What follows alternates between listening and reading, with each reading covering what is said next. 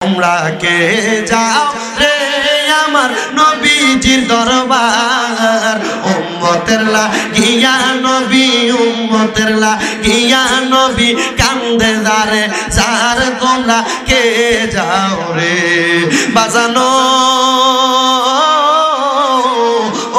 নবীর উম্মতের দলেরা। ওই নবীজির পাগল, ওই নবীজির আশেক একজন আল্লাহ পাকের বন্ধুর কথা বলবো। জিনার দরবার হইল কুমিল্লা শহরের একবারে রাজগঞ্জ বাজারের পার্শ্ববর্তীতে দক্ষিণ দিকে। জিনার নাম হযরতে হাফেজ কারি শাহ আব্দুল্লাহ গাজীপুরী রহমতুল্লাহ আলাই। ওনার নামটা আপনারা অনেকে শুনেছেন, হয়তোবা অনেকে শোনেন নাই। ওই হযরতে শাহ আব্দুল্লাহ গাজীপুরী রহমতুল্লাহ আলাই, কারণ আল্লাহর ওলির দরবারের মাহফিলে আইসা আল্লাহর ওলির ওয়াজ না করলে আপনারা বুঝবেন আর বুঝবেন না। এই জন্য বোঝার চেষ্টা করেন হযরতে শাহ আব্দুল্লাহ গাজীপুরী রহমতুল্লাহ আলাই, যিনি কুমিল্লার সম্রাট বলা হয়, কুমিল্লার শহর কুতুব বলা হয়। কুমিল্লা শহরের রাজগঞ্জের দক্ষিণে দারোগাবাড়ি নামক জায়গায় হযরতে হাফেজ কারি শাহ আব্দুল্লাহ গাজীপুরী রহমতুল্লাহ আলাই আছে। ওই জায়গায় ওই আল্লাহর ওলি এমনি এমনি আসে নাই। ওই হযরতে শাহ আব্দুল্লাহ গাজীপুরী, ওনার জন্ম ছিল ভারতের গাজীপুর নামক এলাকায়, কিন্তু ওনার জন্মসূত্রের ধারাবাহিকতা পাওয়া যায় না। কিন্তু হযরতে শাহ আব্দুল্লাহ গাজীপুরী রহমতুল্লাহ আলাইয়ের একটা ছোট্ট কারামত শোনেন। উনি ওই জায়গার মধ্যে আসার আগে, উনি যখন ছিলেন কুমিল্লার দাউদকান্দি নামক একটা এলাকায়, ওইখান থেকে ওনার একজন তরিকতের মাশায়েখ, ওনার একজন পীর ওনাকে আদেশ করেছে, আব্দুল্লাহ শোনো শোনো রে, তুমি আমার এখান থেকে অন্য কোন জায়গায় যায় তরিকতের দাওয়াত দাও, অন্য কোন জায়গায় যায় তুমি শরীয়ত তরিকত হাকিকত মারিফতের দাওয়াত দাও। হযরতে শাহ আব্দুল্লাহ গাজীপুরী রহমতুল্লাহ আলাইকে ওই জায়গার মধ্য থেকে গরু গাড়ির যুগে ওই গাজীপুর মানে দারোগাবাড়িতে কুমিল্লায় পাঠাইছেন। হযরতে শাহ আব্দুল্লাহ গাজীপুরী রহমতুল্লাহ আলাই ওই দারোগাবাড়ির মধ্যে যখন আগমন করবে, আগমন করার আগে ওনার মাশায়েখ তরিকতের ইমাম বইলা দিছে, তুমি যে কোনো জায়গার মধ্যে দাঁড়াইবা না, এই গাড়িটা যে জায়গার মধ্যে যাইয়া এই গরু গাড়ির চাকাটা মাটির নিচে ডাববে, ওই জায়গার মধ্যে তুমি তরিকতের খেদমত করবা। হুজুর আদেশ করছেন, এখান থেকে তুমি রওনা করবা গরু গাড়ির যোগে, ওই জায়গায় যে দাঁড়াইবা যে জায়গার মধ্যে তোমার গাড়ির চাকা ডাববে। হযরতে শাহ আব্দুল্লাহ গাজীপুরী রহমতুল্লাহ আলাই, উনি কুমিল্লাতে এখনো পর্যন্ত ওনার মাজারের মধ্যে আছেন। উনি একজন হাফেজ মানুষ ছিলেন। বন্ধুরে, কুমিল্লা শহরের মানুষ ওনাকে বড় সম্মান করে, ওনাকে বড় তাজিম করে। কুমিল্লাতে এমন অনেক পাগলা আছে যারা সকালবেলা দোকান খোলার আগে একবার ওই দরবারে হাজিরা দেয়, বন্ধ করার পর একবার হাজিরা দেয়। এমনও পাগলা আছে কুমিল্লা শহরে যারা প্রত্যেক বৃহস্পতিবারে শাহ আব্দুল্লাহ গাজীপুরীর দরবারে না গেলে তাদের ঘুম ক্লিয়ার হয় না। ও বন্ধু, ওই শাহ আব্দুল্লাহ গাজীপুরী রহমতুল্লাহ আলাই ওই গাজীপুর দারোগাবাড়ির জমিনে যখন আগমন করছে, উনি নবীর কেমন পেয়ারা আশিক ছিলেন, একটু মনোযোগ দিয়া শুনবেন, মনোযোগ দিয়া শুনবেন। হযরতে শাহ আব্দুল্লাহ গাজীপুরী রহমতুল্লাহ আলাই আমার নবীর সুন্নতের বড় তাবেদার ছিলেন, আমার নবীর সুন্নতের বড় অনুসরণ করতেন, আমার নবীর সুন্নতের বড় ইত্তেবা করতেন। আমরা করার দরকার, আপনি গুগলের মধ্যে সার্চ করে দেখবেন শাহ আব্দুল্লাহ গাজীপুরী জীবনী লেখা পাকমান যত্ন নামক একটা ওয়েবসাইটের মধ্যে আপনাকে অত্যন্ত সুন্দরভাবে ওনার দিক নির্দেশনা দিয়া দিবে। হযরতে শাহ আব্দুল্লাহ গাজীপুরী আমার নবীর সুন্নতকে যখন অনুসরণ করতেন, আমার নবীর প্রিয় একটা খাবারের নাম হলো লাউ। কি কি লাউ? আমার নবীর প্রিয় একটা খাবারের নাম হইল লাউ। ওই লাউ হযরত শাহ আব্দুল্লাহ গাজীপুরী বড় পছন্দ করতেন। তো ওনার ভক্তবিন্দুরা মাঝে মাঝে ওনাকে নবীর সুন্নতের পছন্দনীয় খাবারটাই না খাওয়াইতেন। একদিন ওনার একজন ভক্ত ওনার দরবারে যখন একটা লাউ নিয়ে আসতেছেন, হাতের মধ্যে ঝুলিয়া ঝুলিয়া নিয়ে আসতেছেন, উনি ওই ভক্তটা আশা দেইখা যে আসনের মধ্যে বৈশা থাকতেন, ওই আসন থেকে নাইমা গেছেন। নাইমা ওনার কাঁধের মধ্যে একটা চাদর, ওই চাদরটা ওনার বসনেওয়ালা আসনের মধ্যে বিছাইয়া দিছেন। ভক্ত আসার পরে ওই দারোগা বাড়ির যে জায়গা, এখানে এখনো একটা পুকুর আছে, বড় পুকুর। উনি এই পার থেকে শুধু ডাক দিয়ে বলছেন, এটা নবীর সুন্নত, নবীর পছন্দের খাবার, এটাকে এভাবে ঝুলে ঝুলে আনবা না, এটা তুমি মুহাব্বত করে, তুমি তোমার সন্তানকে যেমনে মুহাব্বত করে এটা এমনি বুকের মধ্যে জড়াইয়া ধরে ধরে আনো। সুবহানাল্লাহ কইলেন না?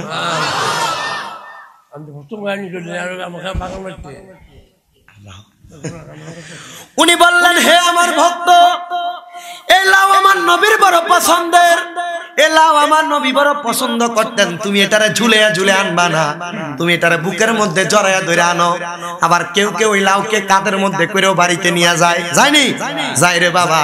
ওই ভক্ত যখন এই কথা শুইনা লাউটা নবীর পছন্দের এই জন্য বলছেন, উনার কাছে আনলেন। উনি ওই লাউটাকে ওই জায়গার মধ্যে যে জায়গায় বসতেন সে জায়গায় চাদরটা বিছাইয়া ওই লাউটাকে বললেন, তুমি এই জায়গার মধ্যে রাইখা দাও। ওই জায়গায় রাখার পরে ওই লাউটাকে খাওয়ার জন্য রান্না করার প্রয়োজন, রান্না করবে। এমন টাইমে হযরতে শাহ আব্দুল্লাহ গাজীপুরী রহমতুল্লাহ আলাইহি ওই লাউটা উপরে রাইখা উনি নিচে বইসা গেলেন আসনটাকে নিজের মতো কইরা। উনি ওই তোনার গায়ের চাদরটা যখন বিছিয়ে দিলেন, ভক্তটারে ডাক দিয়া কয়, হেরে ভক্ত, লাউটা কাটবা তবে আদবের সাথে কাটবা। কেমনে কাটবা, কেমনে কাটবা? আরে মি আপনি আমল করলে তরকারি পোড়া তো আমল আছে, আসেনি ভাই সাহেব? ভাত রান্নার আমল আছে। অনেক মহিলারা দেখবেন মশলা এটা এটা দিয়ে বিভিন্ন ভাবে কত রকমের রান্না রান্ধে, কিন্তু জিহ্বা দিলে একটু মজা লাগে না। আবার কেউ যদি একবারে নিরেমিনা ডাইলো রাইন্দা রাখে, এটা খুব ভাল লাগে। কেন ভাল লাগে? ও হুজুর, এটা ভাল লাগার কয়েকটা কারণ আছে। কি কারণ? বলে হুজুর, আমি যখন এই তরকারি রান্ধি, রান্নার সময় প্রথম জিনিসটা যখন তরকারির পাত্রে দেই, দেওয়ার সময় কই বিসমিল্লাহ। সুবহানাল্লাহ কও, আর জোরে কোন সুবহানাল্লাহ। বন্ধুরে, ও নবীর উম্মতের দল, নবীরে কত ভালোবাসলে নবীর পছন্দ নিয়ে একটা খাবার রে এত মোহাব্বত করতে পারে। কুমিল্লার সম্রাট, কুমিল্লার শহর কুতুব শাহ আব্দুল্লাহ গাজীপুরী রহমতুল্লাহ আলাইহি উনি ওনার ভক্তটারে ডাক দিয়া কয়, বাবারে লাউটা কুটবা, বড় আদবের সাথে কুটবা। এবার এই কথা বইলা লাউটাকে কাটা শুরু করলেন। কাটার পরে লাউয়ের মাথাটা সুলকাগুলো আমরা ফালাইয়া দেই। উনি ডাক দিয়া কয়, লাউয়ের মাথা এবং সুলকা মানে অবশিষ্ট অংশগুলা তুমি এই চাদরের মধ্যে রাখবা। মারহাবা কইলেন না?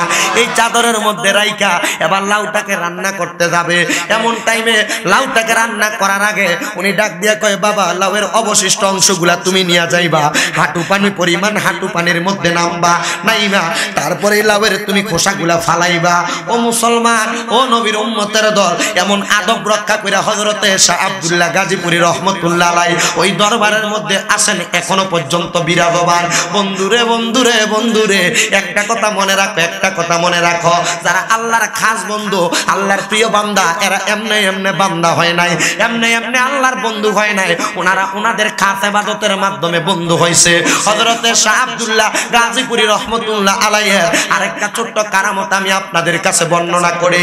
উনি যখন দুনিয়া থেকে পর্দা গ্রহণ করলেন, পর্দা গ্রহণ করার পরে উনি যখন ওনার মাজারে ঘুমাইলেন, ঘুমানোর পরে ওনার দরবারে তো অনেক মানুষ আসা যাওয়া করে। হযরতে শাহ আব্দুল্লাহ গাজীপুরী রহমতুল্লাহ আলাইহির চাক্ষুষ কারামত হইল, অনেক মানুষ আসা যাওয়ার পথে একজন মা জননী আল্লাহর কাছে দোয়া করলেন, আল্লাহ এই শাহ আব্দুল্লাহ গাজীপুরী রহমতুল্লাহ আলাইহি তো আপনার প্রিয় বন্ধু, ইনি যদি আপনার বন্ধু হইয়া থাকে, আল্লাহ আমি আপনার কাছে দোয়া করি, আমার স্বামী দুনিয়ার জমিনের মধ্যে নেশা করে, আমার স্বামীটা নেশা করার কারণে আমাকে বিবাহ করার পরে আমি স্ত্রীর হকটা ভালো মতো আদায় করে না। কি করে না? অনেক জামাই দেখবেন বিয়ে করে, পরিবারের সাফে বিয়ে করে ঠিক, কিন্তু বিয়ে করার পরে বউয়ের কোনো খোঁজ খবর নেয় না, এ বাজে পথে চলাফেরা করে, মদ খায়, নেশা করে, খারাপ পথে চলে। এমন আছে না অনেক? ওই মহিলা বলে, হুজুর আমার স্বামী নেশা করতো, নেশা, কিন্তু আমি এই শাহ আব্দুল্লাহ গাজীপুরীর দরবারের পশ্চিম পাশে অন্য কোন জায়গার মতো শাহ আব্দুল্লাহ গাজীপুরীর দরবারে নারী পুরুষের অবাধ মেলামেশা নাই। মহিলারা দরবারের পশ্চিম দিকে, এখানে নামাজ পড়ার আলাদা জায়গা আছে। মারহাবা কইতেন না? ওই মহিলা বলে, হুজুর আমার জামাই যে বাঁধে কাঁধে থাকতো, আমি মহিলা ওই দরবারে যাই আমি 4 রাকাত নফল নামাজ পড়ছি। নফল নামাজ পড়িনা মা বোনেরা একটা কথা মনোযোগ দিবেন, আপনার সংসারে অশান্তি হইলে, আপনার জামাইয়ের কামাইয়ের মধ্যে বরকত না হইলে, আপনার পরিবারের শান্তি না থাকলে আল্লাহর কাছে নফল নামাজ পড়া পড়া দোয়া করেন। আপনারা কোন আল্লাহর ওলির উসিলা দিয়া নফল নামাজ পড়া দোয়া কল, আল্লাহ কবুল করেনি? কোন না করেনি রে বাবা। ওই মহিলা কই, হুজুর হযরতে শাহ আব্দুল্লাহ গাজীপুরী রহমতুল্লাহ আলাইহির মাজারের মধ্যে যাইয়া আমি ওনার মাজারের পশ্চিম পাশে মহিলাদের ইবাদত খানার মধ্যে ঢুইকা আমি 2 করে 4 রাকাত নামাজ পড়ছি। আর আমি আল্লাহর কাছে কইছি, আল্লাহ আপনার একজন বন্ধুর দরবারে আইছি, আপনার একজন ওলির দরবারে আইছি, আল্লাহ এই হযরতে শাহ আব্দুল্লাহ গাজীপুরী রহমতুল্লাহ আলাইহির উসিলায় আল্লাহ আমার স্বামীটা বাজে কাজ করে, খারাপ কাজ করে, আমার স্বামীটার আমি কত চেষ্টা করি খারাপ কাজ থেকে আসার জন্য। ওই মহিলা কয় হুজুর আমার স্বামী শুধু নেশা করতো না, আমার স্বামী নেশার ব্যবসা করতো, আমার স্বামী বাজে কাজ করতো, খারাপ কাজ করতো। আজকে 7-8 বছর হয়ে যায় আমার স্বামী আমার সাথে সুন্দর কোনো আচরণও করে না, আমাদের কোনো সন্তানও দুনিয়াতে আসে নাই। হুজুর আমি দোয়াটা করলাম, আল্লাহ ও আল্লাহ তুমি যদি তোমার বন্ধুটারে ভালোবাসা থাকো, আল্লাহ তোমার বন্ধুর উসিলায় আমার স্বামীটারে তুমি ভালো বানিয়ে দাও। আমি মহিলা তো আশা করছিলাম আমার স্বামীটা আমার বড় মোহাব্বত করবে, কিন্তু আমার স্বামী তো খারাপ কর্ম করে, নেশাদ্রব্য নিয়ে কাজ করে। এ বন্ধুরে তোমাদের স্ত্রীরা তোমাদেরকে বড় ভালোবাসে, মোহাব্বত করে, কিন্তু তোমার স্ত্রীটার কথা তুমি একটা বার চিন্তা করো। বাজে পথে পা দেওয়ার আগে তুমি তোমার নিজের স্ত্রীর কথা চিন্তা করবা, স্ত্রীর গায়ে হাত তোলার আগে স্ত্রীর কথা একবার চিন্তা করবা যে মেয়েটা 17-18 বছর বয়স পর্যন্ত তার মা বাবার কাছে মানুষ হয়েছে, ওই মেয়েটার তার মা হাতের মধ্যে মাসুল ডানি দেয় নাই, পিছও ধরতে দেয় নাই, বাড়িতে কাজকর্ম করতে দেয় নাই। ওই মেয়েটা তোমার বাড়িতে আইসা নিজে কত চাকরের মতো কাজকর্ম করে তোমারে খুশি রাখার জন্য, কিন্তু তুমি স্বামী ওই মহিলা একটু উলট পালট করলে তুমি তার উপরে হাত তোলো, গালিগালাজ করো।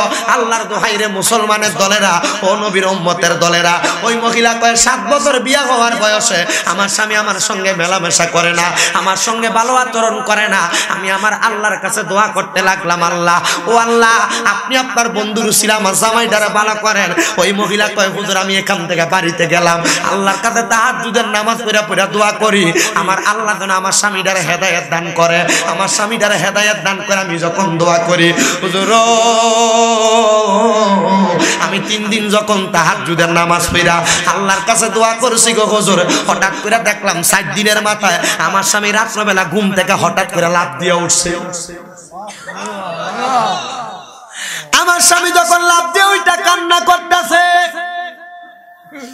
হুজুর আমি আমার স্বামীর কাছে যাইয়া তার পাশে বৈশা তার পিঠটার মধ্যে হাত দিয়া বললাম কি গো কান্না করেন কেন? আমার স্বামী চোখের পানি ফালায়া ফালে আমারে কইতাছে, স্ত্রী গো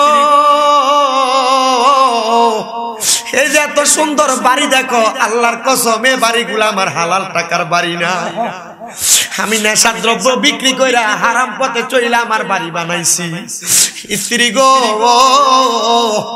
শোনো আমি তোমরা যে খাওন খাওয়াই এই খাবারগুলা হালাল টাকার খানা না।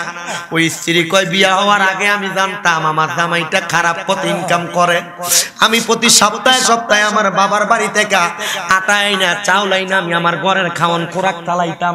মুসলমান রে আমি যখন আমার স্বামীকে এই কথা বলতে শুনলাম আমি জিগাইলাম আপনি এমন কেন বলেন? আর কোনোদিন তো আজকে 7 বছর বিয়া হয়ে আসছি, কোনোদিন তো এমন কথা বলেন নাই, এই কথা বলার কারণটা কি? ওই স্বামী ডাক দিয়া কয় শোনো রে স্ত্রী কেন এই কথা বলি, আমি একটু আগে স্বপ্নের মধ্যে দেখলাম হারাম খাবার খাওয়ার কারণে হারাম সম্পদের কারণে আমার আল্লাহ তাআলার ফেরেশতারা আমার পায়ের মধ্যে হাতের মধ্যে আগুনের শিকল লাগায়া লাগায়া জাহান্নামের আগুনের মধ্যে টাইনা টাইনা পালাইতাছে। আর আমি স্বপ্নে দেখছি তুমি স্ত্রীও দাঁড়ায়া রইছো, আমার মা বাবাও দাঁড়ায়া রইছে, আমি আমার স্ত্রী তোমারে ডাক দিছি, মা বাপরে ডাক দিছি, মা আমারে বাঁচাও, ও আব্বা আমারে বাঁচাও, ও স্ত্রী আমারে বাঁচাও। তুমি স্ত্রী আমার উত্তর দিছো আপনি তো ভালো কাম করেন নাই, খারাপ কাম করছেন, এই জন্য আপনি জাহান্নামের আগুনে পড়তাছেন। আমার মা বাপ আমারে বুঝ দিছে এ পুত্রে তুই তো ভালো কাজ করন নাই, খারাপ কাজ করে আমরারে খাওয়াইছ, তুই তোর শাস্তি পাইবি, দুদকে যাইবি রে, যা যা যা। স্ত্রী গো আমি চিন্তা করলাম যে ইনকাম করার কারণে আমার মা আমারে পরিচয় দিতে না, যে ইনকাম করার কারণে আমার বাপে আমারে পরিচয় দিতে না, তুমি বউ আমারে পরিচয় দিছ না, ওই ইনকাম দিয়া কি হইব, ওই বাড়ি দিয়া কি হইব, ওই টাকা দিয়া কি হইব, ওই সম্পদ দিয়া কি হইব? স্ত্রী গো আমি এতদিন তোমার সঙ্গে বড় খারাপ আচরণ করছি, স্ত্রী তুমি বলো না আমি এই খারাপ আচরণ করার কারণে আমারে কি তুমি ক্ষমা করছো নি? বলে ক্ষমা তো আমি করার মালিক না, ক্ষমা করার মালিক হলো এক আল্লাহ, ওই আল্লাহর কাছে ক্ষমা চান না। ওই মহিলা আমার কাছে এত সুন্দর করে বিনা বিনা কথাগুলা বলছে।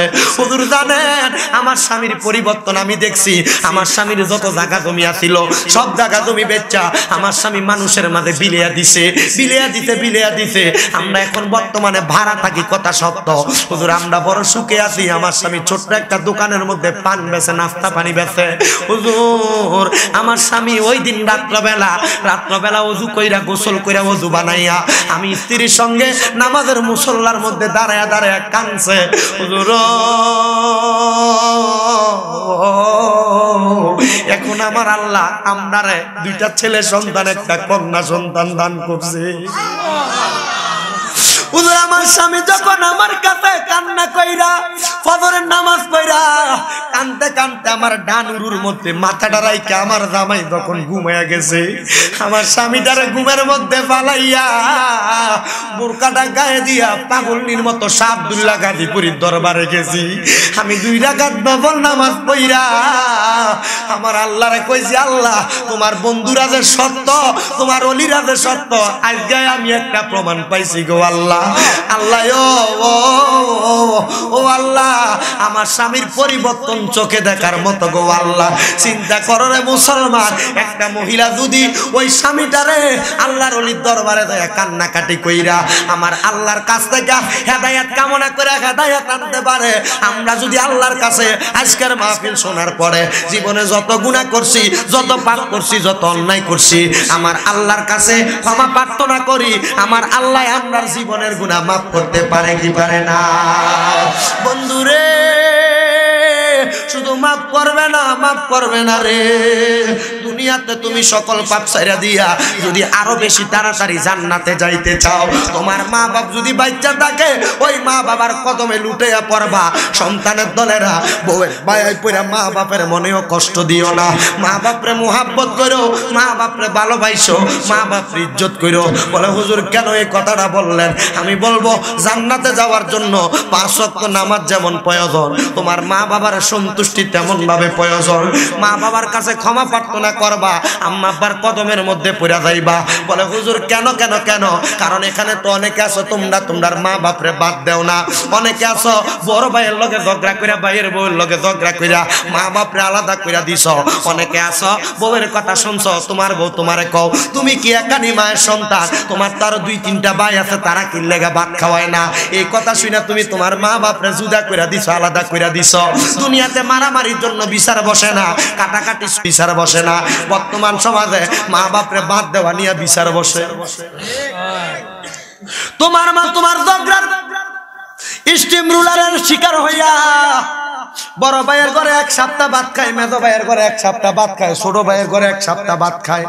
আল্লাহর কসমে মা বাপরে ভাত না দিয়া আমি শামীম দাদা না আরো বড় বড় মৌলবী সাহেবরা ওয়াজ শুনলেও কোনো লাভ হবে না। কেন কেন কেন রে? কারণ ওয়াজ শুনবা আল্লাহরে খুশি করবার লাগা, আর আল্লাহ কয় ওই মা বাপ অখুশি হইলে, মা বাপ বেজার হইলে আমি আল্লাহ বেজার হইয়া যাই। ওই আল্লাহ যদি বেজার হইয়া যায় সেদা দিয়া কপাল কালা বানাইতে পারবা, কোনো লাভ হবে না। সন্তান রে কেউ যদি মা বাপরে জুদা কইরা দিয়া থাকো, মা বাপরে এমন আলাদা কইরা দিয়া থাকো, ওয়াদা করো আজকে এই দুলালপুরের হোমনা দুলালপুরের খাদা রাস্তানা থেকে এখান থেকে বাড়ির যাইয়া আম্মা আব্বার পাহাড়ির মধ্যে ধরায়া ধরায়া ধরবা, ধরে কইবা মা গো মা, ও মা আল্লাহর হস্তে মাফ চাই, মাফ কইরা দেন। আব্বা আল্লাহর হস্তে মাফ চাই, মাফ কইরা দেন। আপনি এতদিন ঘরে ঘরে হাইটা হাইটা ভাত খাইতেন, আমার কোনো ভাই আপনারে ভাত খাওয়াইতো, কোনো ভাই খাওয়াইতো না, এখন থেকে আপনি মা আমার ঘরে ভাত খাইবেন। সন্তান রে ওই মা বাপ জীবিত থাকা অবস্থায় খেদমত করা শুরু করো। মা বাপ কত বড় রত্ন, এই রত্নরে যত্ন করো। এই রত্নরে যত্ন না করলে দুনিয়ার সম্পদ কামাই করবা, শান্তি পাইতা না, টাকা পয়সা ইনকাম করবা, কোনো শান্তি পাইতা না। লাখ লাখ টাকা, হাজার হাজার টাকা ব্যাংকে ঘরে ড্রয়ারে পুরা থাকবো, কিন্তু মা বাপরে দেওয়ার মতো ক্ষমতা তোমার থাকবে না। হায় রে হায়, ওয়াদা করো এখান থেকে যাইয়া মা বাপের পাউডির মধ্যে ধরবা, তোরা কইবা মা, তোরা কইবা আব্বা আল্লাহর হস্তে আমারে মাফ কইরা দেন। যতক্ষণ পর্যন্ত তোমার মা বাপ মুখ দিয়ে কইছে তোমারে মাফ কইরা দিছি, ততক্ষণ পর্যন্ত মা বাবার পাউডা ছাড়বা না। বলে হুজুর কেন? কারণ মা বাপ মাফ না করলে স্বয়ং আল্লাহ তোমারে মাফ করতো না। সন্তান রে কেন তুমি তোমার মা বাপরে জুদা কইরা দিলা? মা বাবা আলাদা আলাদা খাইবো। আরে মা বাপরে কইবা আপনারা মা বাবা 2 জন এক ঘরে খানা খাইবেন, আমরা 3 ভাইয়ের ঘর থেকে 3 রকমের তরকারি আপনাদের সামনে দিব। আরে মা বাপ বুড়া হওয়ার পরে জিহ্বার স্বাদ নষ্ট হয়ে যায়, মা বাপ কোনো কিছু মন চাইলো সন্তানের কাছে খোঁজে না, সন্তান নিয়ে কোনো ধমক দিয়া দেয়। আমার দিকে তাকা, আমি বাড়ি থেকে যে কোনো সময় বাইর হওয়ার সময় আমি আমার মারে আমার আব্বারে জিগাই বারবার কি লাগবো কি লাগবো। কেন জিগাই জানো নি? কারণ আমার মা বাপ যদি না থাকে আমার মা বাবার হাতে আমি 1 টাকাও দিতে পারবো না। ওই দিন আমি আমার এক বড় ভাইরে কইলাম, ভাই সাবো আপনার মা আপনার কাছে এত টাকা খোঁজে কেন? খোঁজা লাগে? আমারে কইছে আমার কাছে খোঁজে মার দরকার এই জন্য খোঁজে। আমি কইলাম দেন না কেন?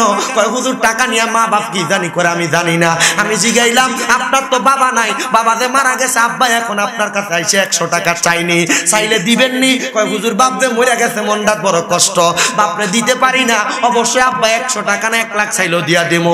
আমি তারে বুঝাইয়া দিলাম মা এখন চাইতাছে, মাটা মরে যাওয়ার পরে মাও চাইতো না, কার কাছে তুমি তোমার টাকা দিবা?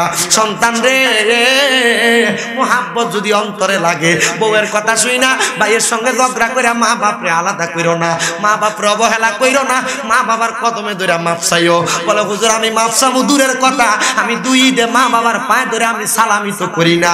আল্লাহর নবী রহমতের নবী কই উম্মত রে, মা বাবার শুধু সালাম করা না, মাঝে মাঝে সুযোগ পেলে আম্মা আব্বার কদমে চুমা দিবা। আমি শামীম দাদা ছোট মানুষ হইতে পারি, আল্লাহ তাআলা আমার মা বাবার দোয়ার বরকতে আমার সম্মানের জায়গায় বসাইছে। আপনাদের দোয়ার বরকতে কুমিল্লা শহরে এখনো 6টা মাদ্রাসা আমি গুনাহগারের আছে, এর মধ্যে 2টা মহিলা মাদ্রাসা। আমি চিন্তা করি এগুলা আমার নিজের যোগ্যতায় না, একমাত্র আমার মা বাবার দোয়ার বরকতে হইছে। সন্তান মাঝে মাঝে সুযোগ পাইলে আম্মা আব্বার কদমে চুমা দিবা, আম্মা আব্বার কদম ধরে ধরে সালাম করবা। কয়জন মা বাবার পায়ে ধরে সালাম করে, কয়জন চুমা করে? জিগাইলে কয় হুজুর আমার শরম লাগে। না রে না, যার মা নাই তারা জিজ্ঞাসা করো। হুজুর যাদের বাড়িতে মা আছে আইয়া ওয়াজ শুনা যায় তারা তারার মার পায়ের মধ্যে ধরে মাপ চাইবো। আমরা তো মা নাই, আমরা কার পায়ে ধরে মাপ চাইবো? হুজুর যারার বাড়িতে আব্বাই আছে তারা বাড়ির যায় আব্বার পায়ে ধরে মাপ চাইবো। আমরা তো আব্বা নাই, আমরা কার পায়ে ধরে মাপ চাইবো? সন্তান রে, আগে একবেলা ভাত না খাইলে তোমার মা তোমার বারবার বলতো কিরে সন্তান ভাত দি খাইছস না, পেটটা দি তোর পিঠের লগে লাইগা যায়। কিন্তু এখন মা মারা গেছে, কেউ একবার জিগায় না, 2-3 বেলা খানা না খাইলো জিগায় না ফুট কেন খানা খাও না? সন্তান রে, তোমার আব্বা দান নিজে ফিরা লুঙ্গি পরছে, তোমার দামি জামা কাপড় পরাইছে। এ সন্তান এখন তুমি লাখ লাখ টাকার মালিক, আব্বারে 500 টাকা দিয়ে কিনে একটা লুঙ্গি কিনা পরাইতে পারো না, আব্বা দান অন্ধকার কবরে। এ সন্তানের দল, হে নবীর উম্মতের দলেরা, ওই মা বাপ যদি কবরে থাকে, সন্তান মা জননী আগে মুরগি প্রথম ডিমটা পারলে তুমি পুতেরে খাওয়াইতো, গাছে কোনো ফল পাকলে তুমি পুতেরে খাওয়াইতো। কিন্তু সন্তান মা জননী ঘরে 3 রকমের 2 রকমের তরকারি রান্না করলে, মাছ রান্না করলে, মা তোমার টুকরাটা তোমারে দিত, বাবার টুকরাটা বাবারে দিত। মা মায়ের মাছের টুকরাটা খাইতো না, রাইখা দিত। আমার সন্তান রাত্রবেলা মজা করে মাছটা দিয়া ভাত খাইবো। অভাবের কথা মা পুতের কাছে বলতো না। আজকে তোমার মা কবরে, তোমার ঘরে কত হাজার হাজার মানুষ খানা খায়, কিন্তু তুমি তোমার মারে 1 লোকমা খানা মুখে তুলা দিতে পারো না। আম্মা জান সিরা কাপড়ে সুই সুতা দিয়া সিলাইয়া পড়ছে, ওই কাপড় রাস্তার মধ্যে মা 10-20 টাকা রাখছে, স্কুল মাদ্রাসায় যাইতে তুমি পুতের হাতে দিয়া দিছে। মা জননী সকালবেলা পান্তা ভাত গুলা খাইছে না, তুমি সন্তান কষ্ট করে রোদের থেকে আইবা, মা পান্তা ভাত গুলা তুমি পুতের জন্য রাইখা দিছে। কিন্তু এখন তোমার কাছে খানার অভাব নাই, তোমার কত খাবার নষ্ট হইয়া পড়া থাকে, কিন্তু তুমি তোমার মার মুখে 1 লোকমা ভাত তুলা দিতে পারো না। কি হইব রে? এই টাকা দিয়া যদি তুমি এই টাকা দিয়া তুমি তোমার মা বাপকে সুখ না দিতে পারো, এখানে তোমরা বসছো কষ্ট করে কামাই করে আনো, মা বাপকে খাওয়াইতে পারো না। পর্দার অন্তরালে কত মহিলারা বইসা রইছে, যাইয়া দেখ এরা কান্না করতেছে। জিগা কেন কান্দেন?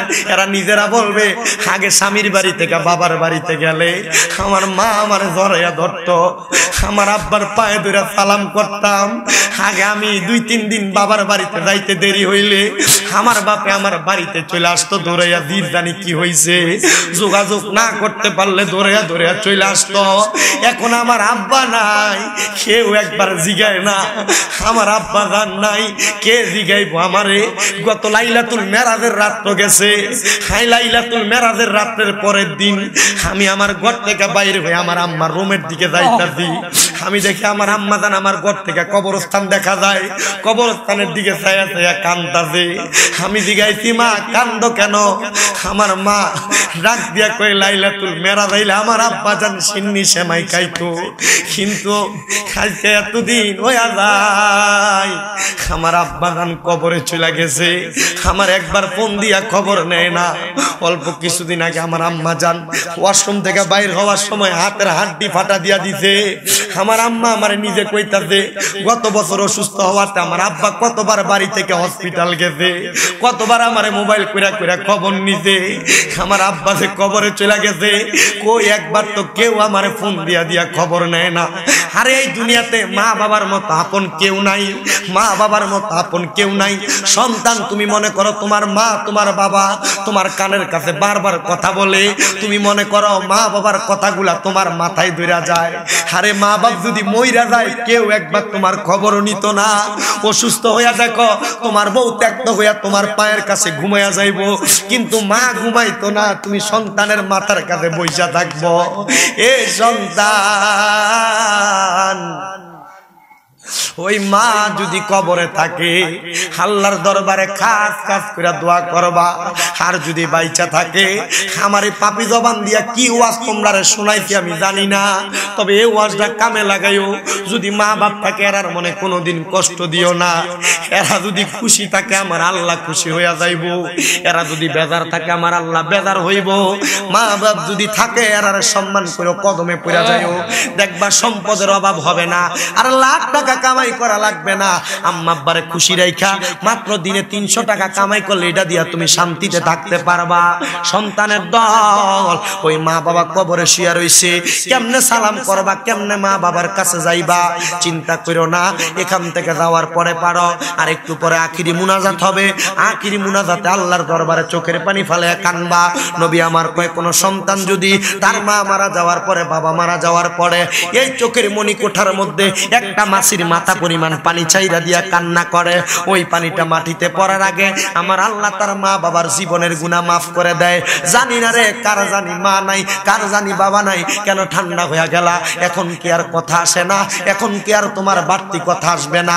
আসবে কেমনে? কারণ প্রত্যেক মানুষের দুর্বল জায়গা মা বাবার মতো দুর্বল জায়গা। এ সন্তান চিন্তা করো, মনে মনে চিন্তা করো, একটা বার তোমার মা বাবা তোমার কত কষ্ট করে মানুষ করছে।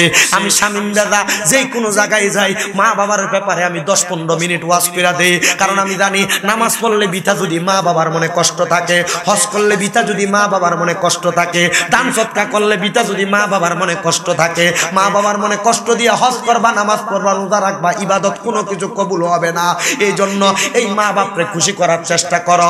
চিন্তা করো আম্মা অসুস্থ থাকলে যদি আম্মা আব্বার পেছনে মাসে 2000 টাকা করে খরচ হইতো, 12 মাসে যে আম্মা আব্বার পেছনে 24,000 টাকা লাগতো। মা বাবা তোমার লাখ লাখ টাকার জায়গা সম্পদ দিয়া গেছে, এই জায়গা সম্পত্তির মধ্যে যে তুমি থাকতাছ, ভাড়া যদি দিতা আম্মা আব্বার জায়গা জমির ভাড়া মাসে 5,000 দিলে 12 মাসে তোমার মা বাবার জায়গা জমির ভাড়া দেওয়া লাগতো 60,000। লাগবে না। এই জায়গায় একটা মসজিদ হবে, তোমার মা বাবা কবরে আছে, আম্মা আব্বা কবরে ভালো আছে না খারাপ আছে তুমি জানো না। আম্মা আব্বার সম্পত্তির অংশ থেকে তোমার মা বাবা কবরে নাজাত দেওয়ার জন্য একটা সন্তান নিয়ে হাতটা তুলে বলবা হুজুর এই মসজিদের জন্য, এই মসজিদের কাজের জন্য আমি 50,000 টাকা দান করব। একজন নিয়ে আসো ওই মা বাবার জন্য 20,000 টাকা দান করবা। একজন নিয়ে আসো ওই মা বাবার জন্য 10,000 টাকা দান করবা। আর সন্তান